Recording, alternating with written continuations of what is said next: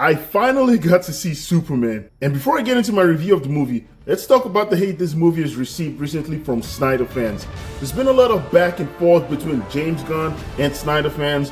One of the big reasons, as I see it, why this movie gets so much hate is that it seems to be yet another reboot of Superman in the last 20 years or so. And the most recent version of Superman, played by Henry Cavill, is loved by a lot of fans.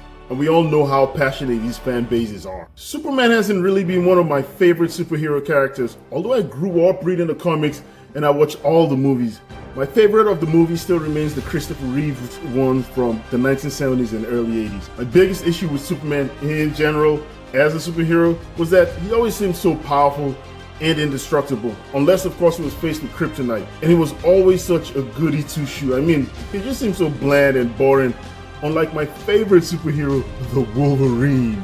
So when I heard this new Superman was a bit more human and didn't come off as indestructible and all-powerful like the other versions of Superman, I thought that, yeah, okay, maybe I might finally see a version of Superman I could really finally enjoy.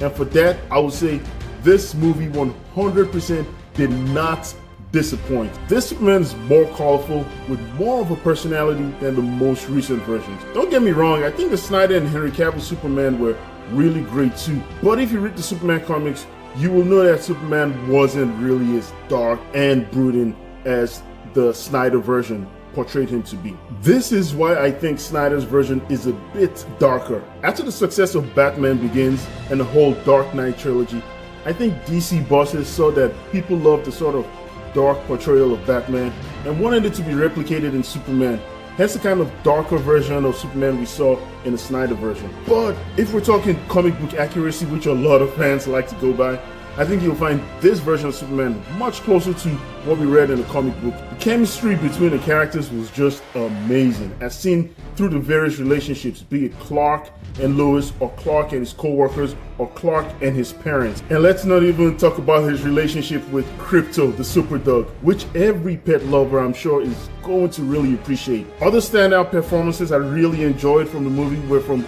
Guy Gardner's The Green Lantern, and of course, Mr. Terrific. But for me, my favorite really was the Green Lantern. That guy has some serious attitude. Now, is this movie perfect? The answer is no. If you go in looking for things to not like about it, I think you'll definitely find some, as many people who've given their own reviews have found. I personally enjoyed it, and I can't wait to see it again.